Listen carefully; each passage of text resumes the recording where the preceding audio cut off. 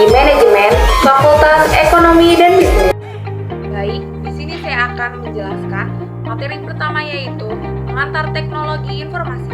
Definisi teknologi informasi, penggunaan perangkat digital dan sistem komputer untuk mengumpulkan, menyimpan, dan menyebarkan informasi. Adapun poin pentingnya yaitu perkembangan teknologi, pendukung teknologi informasi, internet dan era digital, penggunaan teknologi informasi dalam kehidupan sehari-hari, peran teknologi informasi dalam bisnis, tantangan dalam implementasi teknologi informasi. Adapun kesimpulannya yaitu teknologi informasi memiliki peran penting dalam mengubah cara kerja, komunikasi, dan kehidupan secara keseluruhan. Dengan memahami konsep dasar teknologi informasi, kita dapat meningkatkan efisiensi dan produktivitas dalam berbagai aspek kehidupan. Baik, selanjutnya materi yang kedua yaitu sejarah perkembangan komputer. Definisi komputer yaitu alat elektronik yang dapat menerima, menyimpan, mengelola, dan memberikan informasi secara otomatis. Contohnya adalah mesin hitung berbagai generasi komputer pertama, komputer tabung vakum generasi komputer kedua, transistor generasi komputer ketiga, sirkuit terpadu generasi komputer keempat, perkembangan jaringan. Kesimpulan dari materi tersebut yaitu inovasi dalam teknologi komputer terus berlanjut, membawa dampak besar dalam berbagai aspek kehidupan manusia. Baik, saya di sini akan menjelaskan materi yang ketiga yaitu dasar-dasar perangkat keras. Materi ketiga tersebut membahas mekanisme kerja komputer, alat input dan output, sistem operasi, dan perkembangan. Komponen fisik sistem komputer meliputi CPU, RAM, penyimpanan, dan perangkat input atau output. Semua perangkat keras bekerja bersama untuk memproses data, penyimpanan informasi, dan menghasilkan output dengan kualitas dan spesifikasi yang mempengaruhi kinerja sistem komputer. Di sini saya akan menjelaskan materi keempat yaitu konsep program dan sistem software. Adapun isinya yaitu bertujuan untuk memahami struktur, fungsi, dan perilaku perangkat lunak guna memenuhi kebutuhan pengguna dengan efisien dan kualitas tinggi. Konsep ini mencakup proses, metode, dan alat dalam siklus hidup perangkat lunak, termasuk analisis kebutuhan, desain, pengujian, pengkodean, pemeliharaan, dan dokumentasi. Baik, di sini saya akan menjelaskan materi yang kelima yaitu mengenal proses kata sampai dengan paperless publishing.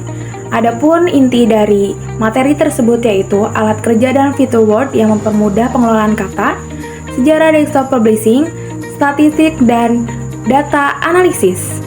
Analis ilmiah, perhitungan resiko dalam paperless publishing. Kesimpulan dari materi tersebut bahwa teknologi telah mengubah cara kita memproses dan menyebarkan informasi dengan memahami proses kata dan penerbitan. Tanpa keras, kita dapat memanfaatkan teknologi untuk meningkatkan efisiensi, mengurangi dampak lingkungan, dan memperluas aksesibilitas informasi. Materi yang keenam yaitu apresiasi grafik, hipermedia, dan multimedia dalam presentasi. Pengertian grafik, komunikasi visual, kreativitas, tingkatan efektivitas, visualisasi data, hipermedia dalam presentasi. Pengertian hipermedia mengacu pada teks, gambar, suara. Interaktivitas hipermedia memungkinkan penggunaan berinteraksi dengan materi presentasi.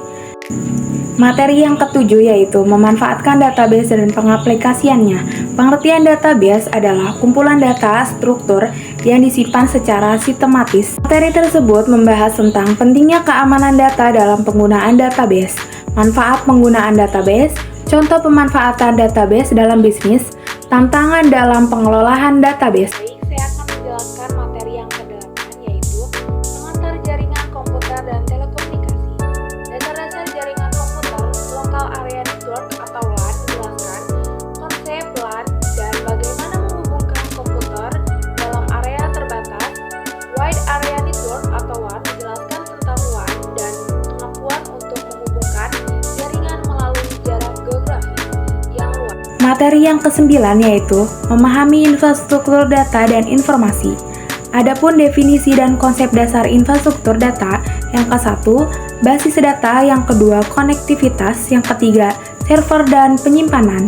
Adapun komponen utama infrastruktur, peran infrastruktur data dalam organisasi infrastruktur, manfaat infrastruktur data yang efektif, tantangan dalam membangun infrastruktur data, teknologi pendukung infrastruktur data, prinsip-prinsip desain infrastruktur data. Selanjutnya yaitu materi yang ke-10, pengenalan internet.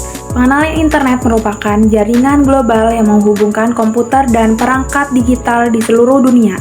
Jaringan ini memungkinkan pertukaran informasi dan komunikasi yang lebih cepat dan efisien.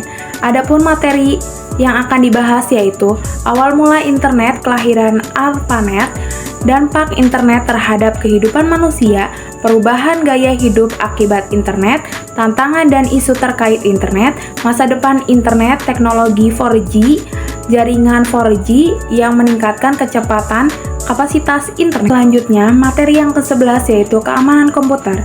Definisi keamanan komputer, praktik untuk melindungi sistem komputer dari ancaman dan serangan yang berpotensi merusak atau mencuri data sensitif.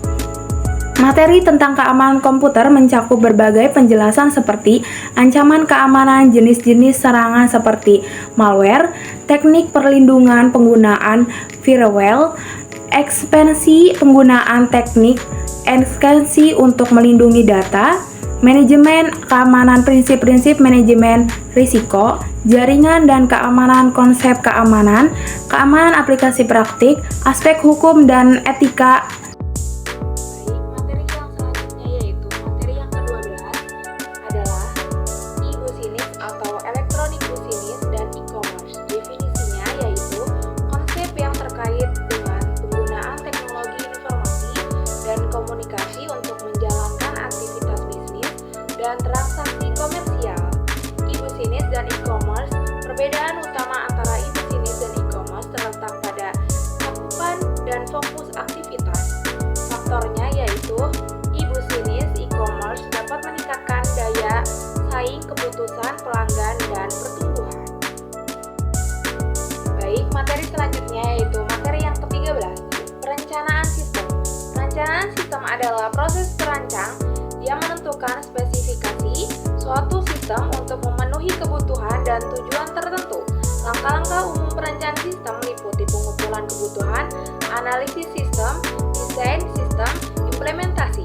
Contoh perencanaan sistem mencakup pengumpulan kebutuhan, tadi kelayakan,